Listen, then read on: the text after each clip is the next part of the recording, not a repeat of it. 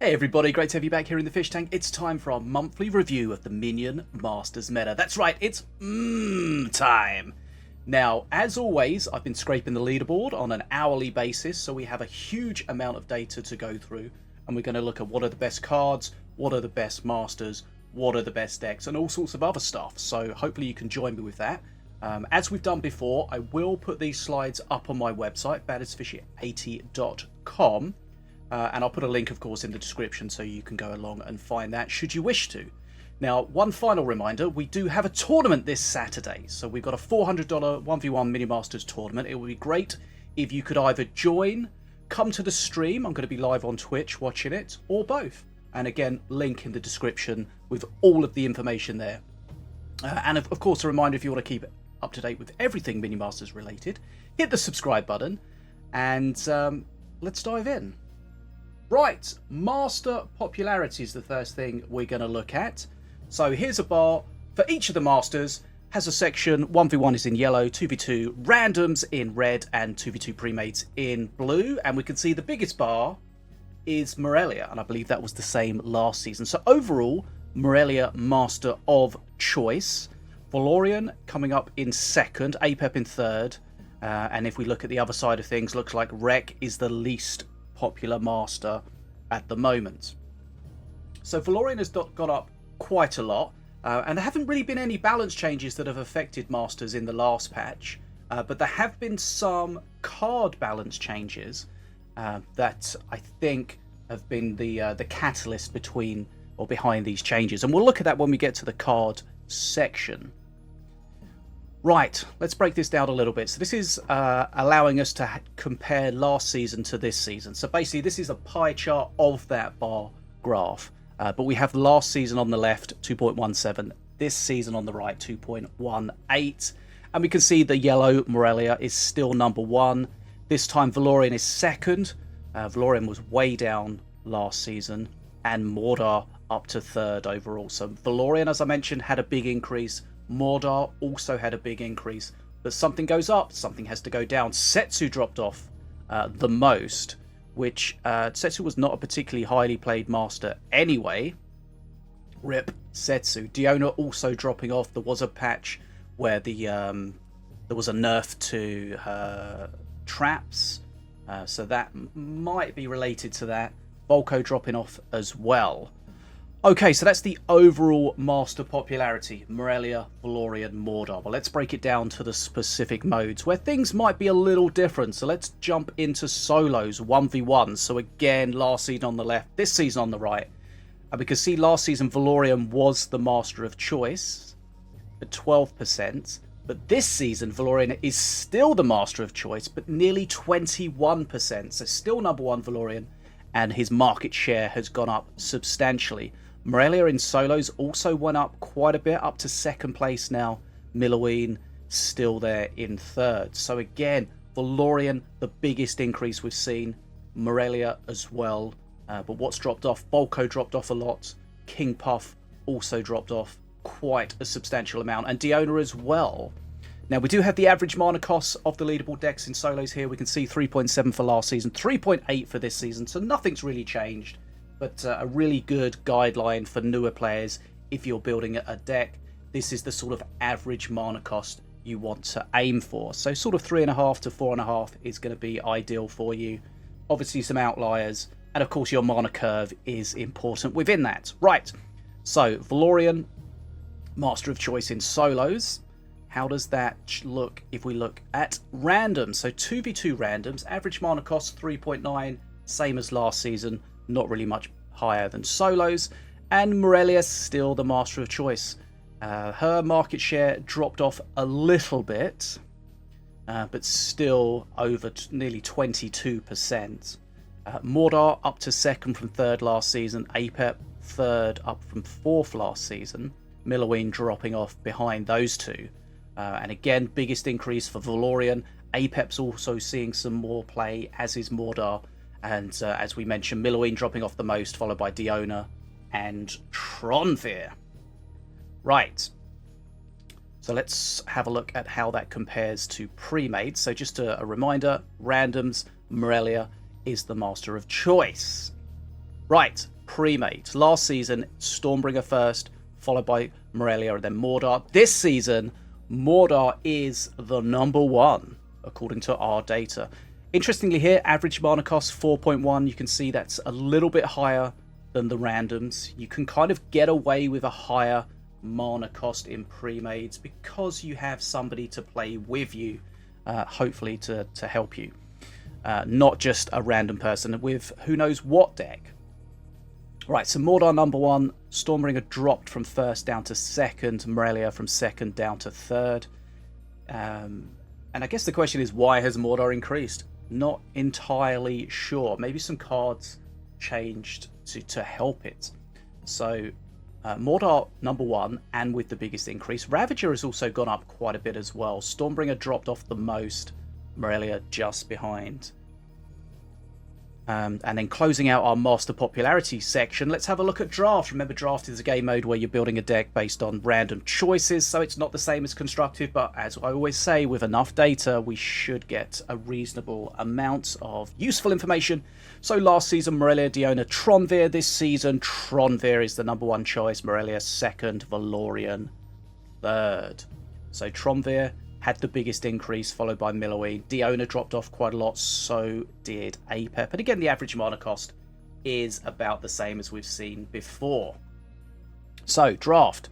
If you're doing a draft and you want to choose a good master, then this is basically showing you what other people have done to get onto the draft leaderboard. Remember, the draft leaderboard is, after the first few days or so, it's going to be comprised of decks that are basically getting 12 zeros, or at least the majority of them.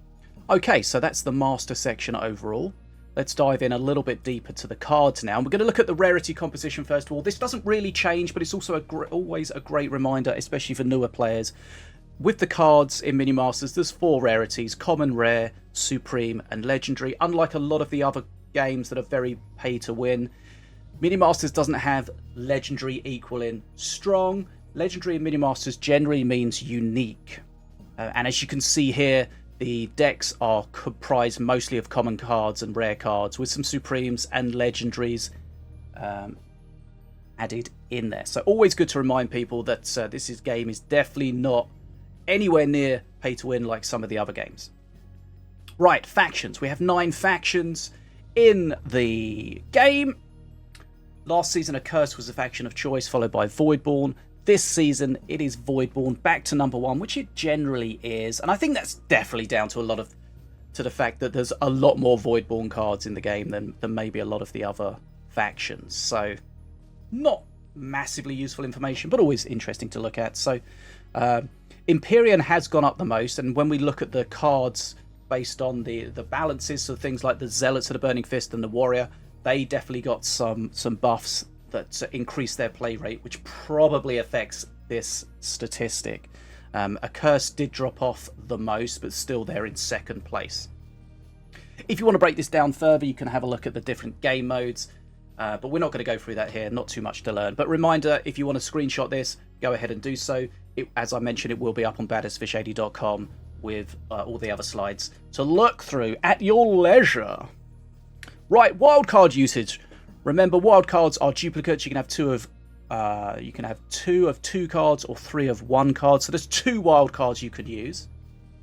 No wildcards in solos. No wildcards in pre-mades. In randoms, we still have wildcards, but the majority of people are not wildcarding. I applaud you. Nothing's really changed there. But what are the cards that people are wildcarding?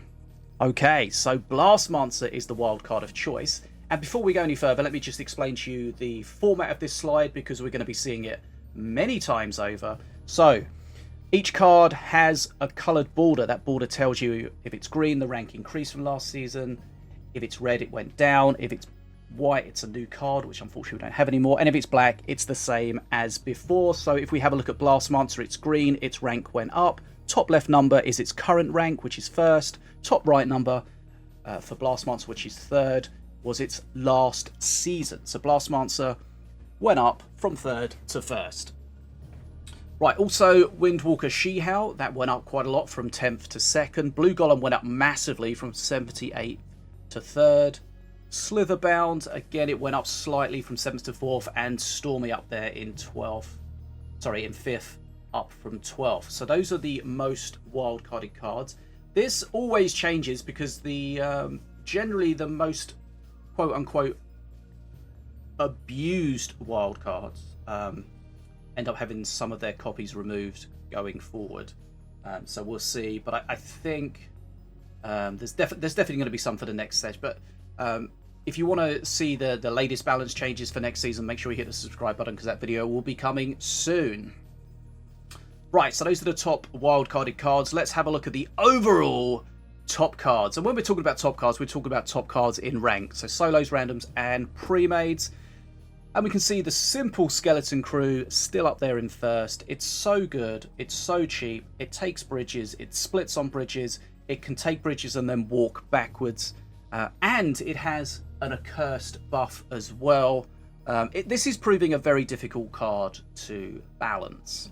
So Skeleton Crew, number 1, and it was number 1 last season. Heal Puff as well. And as you can see, lots of simple cards being these top cards. And that we go back to the discussion about the pay to win and the legendary cards. You can see here we have one legendary card in the top 27 cards, and that is Morgul down there in 19th. So most of these cards are actually common cards, the most basic of cards. 16 of these are common cards. Okay, Scrat Horde, that did get a buff in the last season, I think. So that's, or the latest patch changes. So that's gone up from 10th up to 3rd. Last months are dropping off a little bit overall, but still in the top 5. Slitherbound, again, one of those very cheap cards, but it's very solid. Warrior, as we mentioned, getting that buff, which, based on the stats, didn't really need. That was the one that kind of slipped under the radar with the balance peeps, including myself. So Warrior went up from 13th to 10th. So overall Scrat Horde had the biggest increase, as we mentioned. That did get a buff. But I think that buff wasn't in this patch, it was in the previous patch.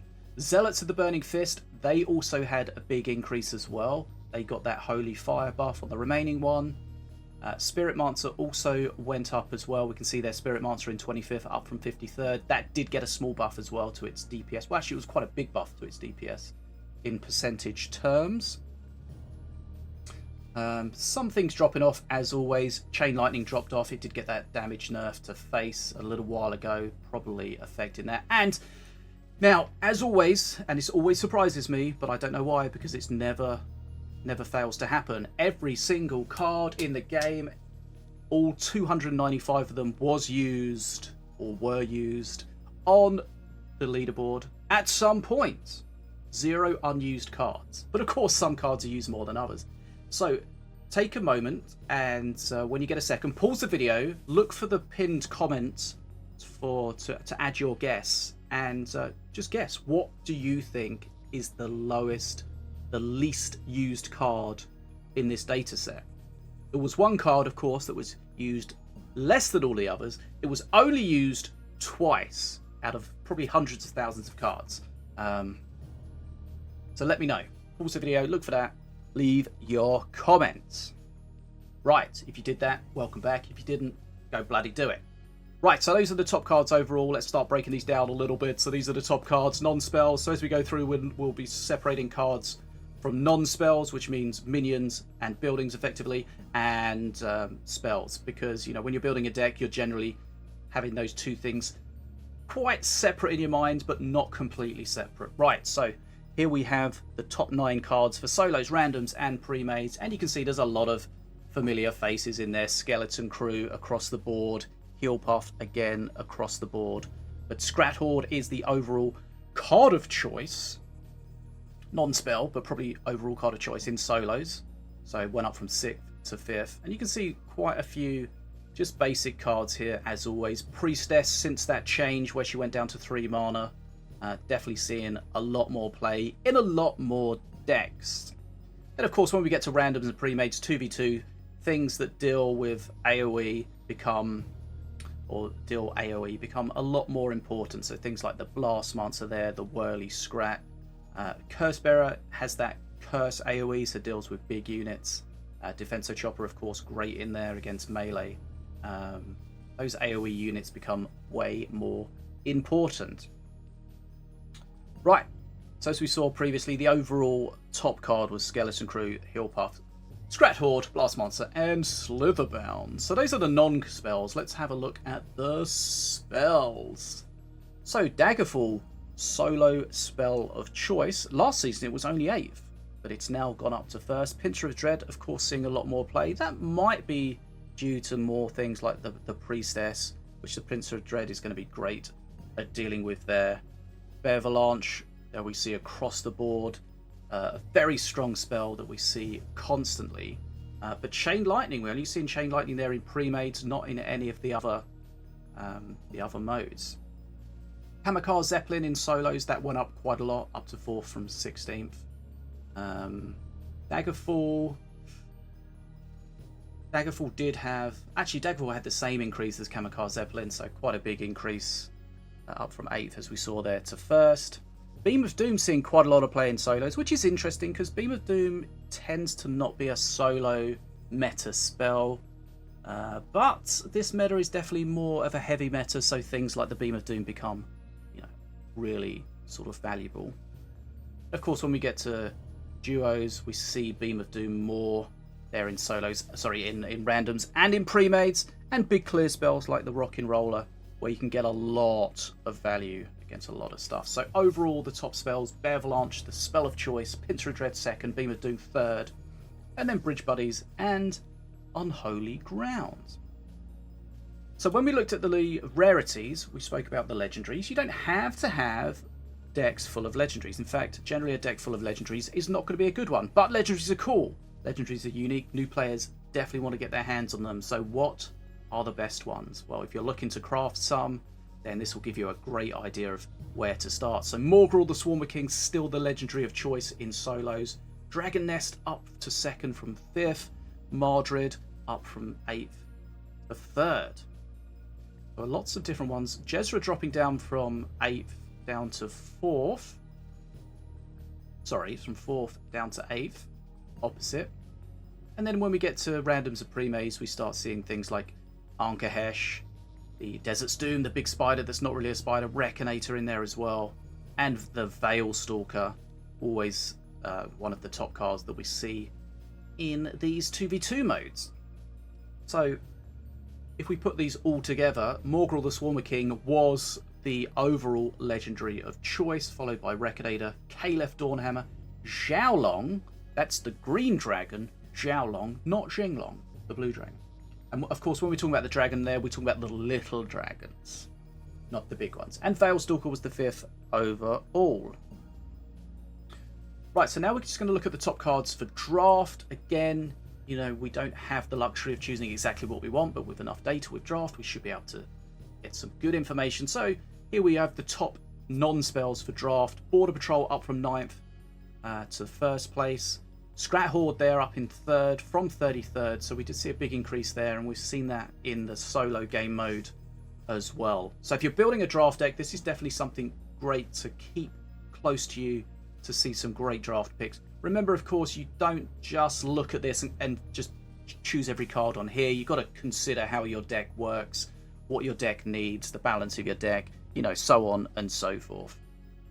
Now, one thing I always like to do is compare a card's performance in draft compared to rank and vice versa, because there's always some interesting things in there. So if we have a look at the top, what have we done here? Top 5 cards that are much heavier, much more played in draft than rank. We've got Wolf Among Sheep, Once Bidden, Sniper Squad, that's a classic one, Gorak Brutes and Shroomer, and then the opposite side of that, cards that are played way less in draft compared to rank, which is Gax the World Bomb, Jinglong, Kamikaze Zeppelin, Nether Step, and Heal Puff, interestingly.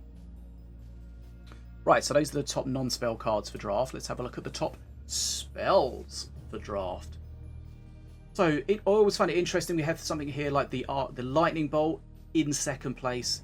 It's very unlikely to be a meta spell in solos, but in solo draft, which of course draft is, it becomes very powerful. And of course that's because people can't build their deck exactly as they want, so they can't necessarily include that cheap horde card to deal with things like a Lightning Bolt. So Lightning Bolt tends to get a lot more value than it would in just the constructed mode. So always interesting to see. So those are our top spells in draft.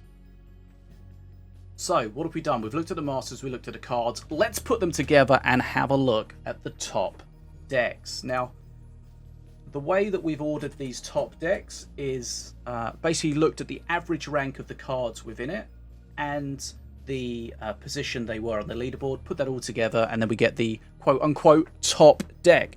And here we're going to have the top deck for each master, so we have a bit of an overall coverage. So the top deck here is this Valorian deck, so you can see we've got the Warrior in there, which had the buff in the last patch, Scrat-Horde, which is definitely being seen a lot more. So we got the cheap cards to grab the bridges, keep that XP going. And then we have the DPS in the form of the Assassin, the Crystal Sentry. Frost Feathers can be really powerful if your opponent doesn't have a cheap way of getting rid of them. And then we saw Morgrul, the overall top legendary, being the top end of that deck. Right, next up we have a Diona deck. So this is a Jezra deck, has a Priestess in there. And of course, you know, the idea with the Jezra deck is you want to... Jezra gets kills, she reduces the cost of her Void tear, so she can spawn Elite Swarmers generally, or the Cowardly Imps for cheap. So of course you want to keep her alive for as long as possible. So the Priestess there to heal her. We have the Unholy Ground, which is great to protect her because of course then she can attack anything that's above her. ATG Drone to give her that support, and Zealots of the Burning Fist in there, as we mentioned about them getting that buff in the last patch. Right, third place we have Milloween, and one thing to mention is we can't see from the leaderboard what alternate perk or what normal perk these decks are using. But of course we have had a look at some of the data before to give us an idea. So there are definitely some strong perks, like the Holy Light, or the Holy Fire, sorry, for Valorian is definitely looking very strong out there. Right, so Milloween, we have a few spells in there, so probably using the default perk. Remember, her default perk 2 is the Arcane Missiles, her alt perk 2 is the Xanian Spellbook. So really just bridge pressure, Magma Cannon to make it difficult to push into it. Lone Wolf is, you know, very strong at the moment, especially since the Warrior version gets that buff as well that the standard Warrior got, and Defensor Chopper is going to be great. So the Defensor Chopper is a really good counter to Jezra. Jezra is one of those cards. She's like a giant whirly scrat, so she's difficult to play into. So Defensor Chopper can definitely help against that. Right, Tronvir again, cheap lower end, and then we have the power at the top end. Beam of Doom is the big removal. And then we have a Morelia deck, similar sort of thing. Right, King Puff. Generally the King Puff decks use the default perk 2.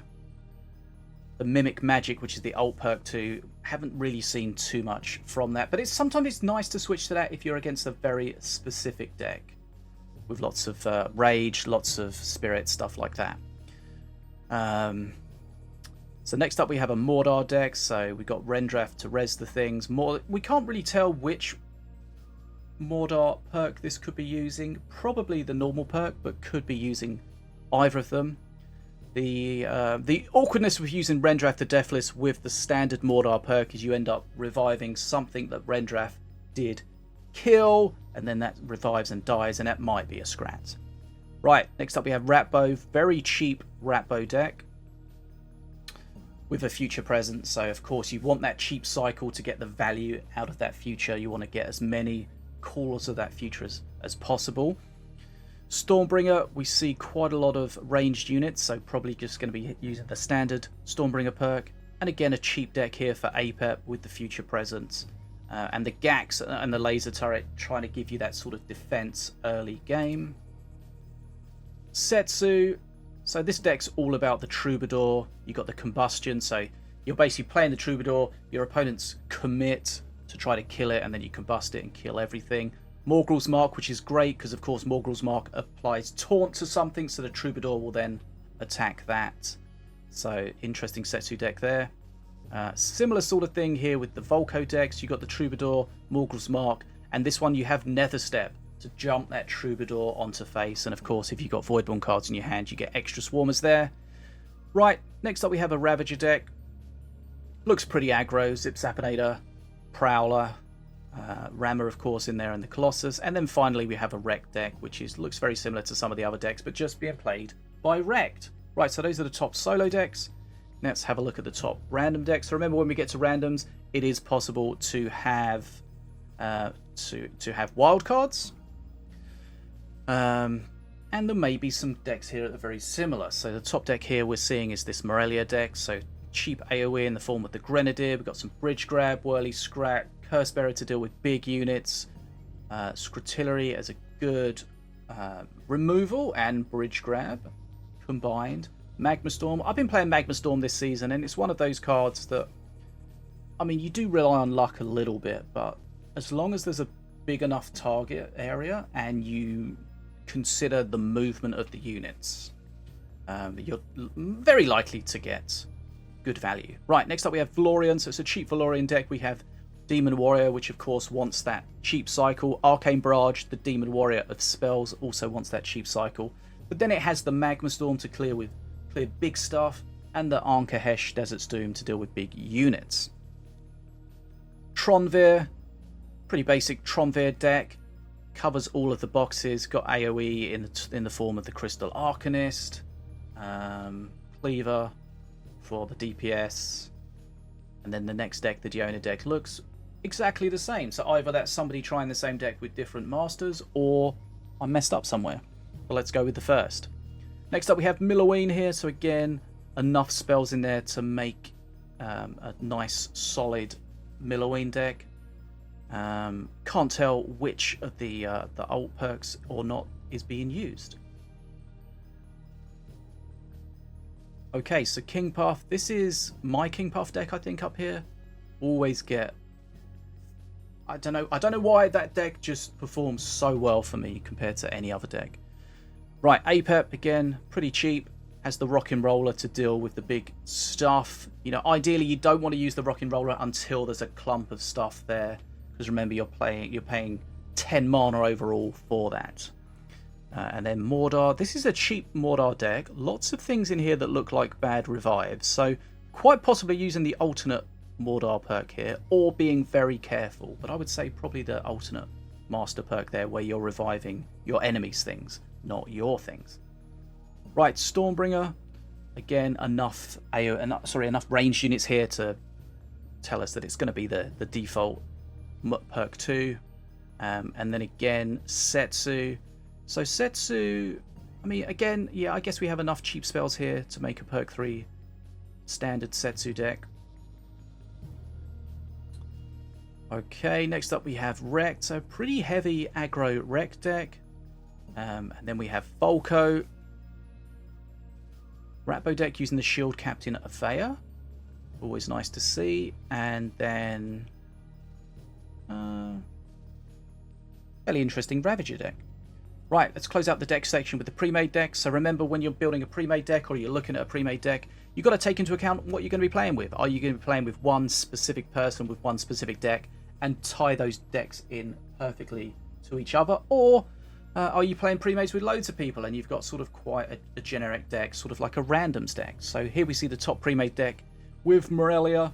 Has the big clear in the Rockin' Roller, has the Incubus to deal with the ranged units, Blast Monster to deal with the AoE, and the Arcane Bolt to deal with the awkward thing. So Arcane Bolt is amazing if your opponent's playing something like the Zip Zapinator, or maybe the Berserker, things like that. Okay, similar looking deck in second place for Apep. Third place we have a King Puff deck. So again, the Horde there to generate those Night Puffs at perk 3. And similar things. Got the Reckonator, which is really powerful against a lot of stuff. Tronvir in fourth place here. And we've got Stormbringer in fifth. So this is a Stormbringer Outlander-based deck. Siege Imperator Ruby. We've got the Null Matrix. So lots of ranged units, as you would expect. Okay, this is the top Ravager deck. Spiritmancer. Spiritmancer, one of the, if played correctly, one of the strongest cards in the game, I'd say. And also one of the most incorrectly played cards in the game. You see a lot of people, oh, look at all these spirits I can get. Yeah, but you need something to get the spirits on. If you don't have anything and your teammate doesn't have anything, those spirits are irrelevant. If you're playing that to get one spirit on something, again, probably not doing it quite correctly. Right, Mordar here. This is a Shrumama Shumi deck. So remember, when Shrumama Shumi revives, even if it's the small one, you get the big one on the revival. And of course, you get Spirit immediately from perk 2 onwards. So lots of synergy there with the Shrumama Shumi. Setsu. Interesting here that we've only got probably, I don't know if we've got enough spells in this Setsu deck to make it a proper perk 3 Setsu deck. Could be an alt perk, not sure. Wrecked here with the Mountain Shaper as the big clear. Mountain Shaper does a lot of face damage as well. I've definitely lost a few matches to that at the end game where you've won everything apart from that's the only thing that can kill you, and there's nothing you can do against it. Right, Valorian. Here we have an Empyrean deck for Valorian. We've got the Smite there. It's going to be empowered. Aiden Argis is going to give the heal to something, hopefully Empyrean. And then closing out the pre-made section, here we have Ratbow, the Ghost, which can be incredible or can be a dead card. Milloween, again, quite a spirit-based Milloween. We've got Spirit Infusion there. We've got Spirit Mancer. Lots of sort of cheap cycle spells. And then we have a Diona deck. This is built around Herald Our Moon and the Slitherbound with the Revive and things like that. And then we have Volko there in last place, unfortunately. Seeing the Revenant there. Revenant, the thing with the Revenant, I feel like it's too fast. Once it's activated, it's just on face and then it's dead. If your opponent has to deal with it minion on minion, it's generally way, way better. Right. So, that is most of the stuff that I wanted to go through in detail, but it's not the end. We are going to go through some additional information here, but what we're going to do is we're going to go through it quickly. So that means we're not really going to talk about it, but if you want to pause the video, put it in slow-mo, or go to the website, battersfish80.com, and check them out, you can do, just for that sort of extra information without this video ending up being, you know, too long. So, let's dive back into it. So these are the top cards overall in solos. Top non-spells in solos. Top spells in solos. Top legendaries in solos. And we're going to do that for each of the game modes, of course. So top cards overall in randoms. Non-spells. Spells. Legendaries. And then we'll close out with the pre-made section. So top cards overall in pre-mades. Non-spells for pre-mades. Top spells. Top legendaries. Right.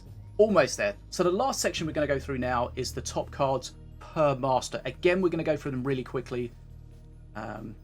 But if you're looking to build a deck for a specific master for a specific game mode, this should give you a really good bit of information. Reminder to check at the bottom of the slide where it tells you the number of decks that were used in the data set to give you an idea if it's going to be particularly representative or not. So let's dive back into that. So we're going to look at APEP first of all. So these are the top cards for APEP for solos, and then we'll do the different game modes. So here we go for randoms, pre-mades, and then we'll switch to Diona in solos, randoms, pre-mades, and then we'll go to King Puff, solos, randoms, pre-mades, Milloween now in solos, randoms, pre-mades, Mordar in solos, randoms, pre-mades, Morelia in solos, randoms, pre-mades, Wrecked in solos, randoms, pre-mades, Ratbow in solos, randoms, pre-mades, Ravager in solos, randoms, pre-mades, Setsu in solos, randoms, pre-mades, Stormbringer solos, randoms, pre-mades, Tronvir in solos, randoms, pre-mades, Valorian in solos, randoms, pre-mades, and finally Volko in solos, randoms, pre-mades. Right. There we have it. Guys, thanks so much for joining me through this. Hopefully you found it useful, whether you're a new player or an experienced player. Reminder, I've mentioned it a few times, but if you do want to go back and check in the video, or if you want to see it in more detail, you can go to badassfish80.com to find these slides and this video, and previous stuff, and lots of other stuff as well. So, of course, keeping you up to date with all things Minion Masters related. So if you are new here and you're not subscribed to the channel, it would make my heart happy if you hit that subscribe button to stay up to date with all things MM related. And of course we do other Beat the Dwarf stuff like the Vault Breaker stuff as well. We should hopefully have an update to Minion Masters revenue for the latest month soon. We'll also have patch notes for the upcoming season, which is going to be 2.19, which is going to be dropping on the 18th, I think, which is going to be the Monday. And a big reminder to join us for the tournament on Saturday the 16th at 3 PM my time here in London. Again, links in the description for everything that you need to find out. Tournament's open to everyone, $400 prize pool. Join the tournament, come to the stream, hang out, whatever you want to do. It would be great to have you as joining part of it. Always a good time to catch up with the Minion Masters community. And that's it. If you got all the way through, thank you so much for joining me. My name's Bad as a Fish, and as always, I like that. This is an awkward wave.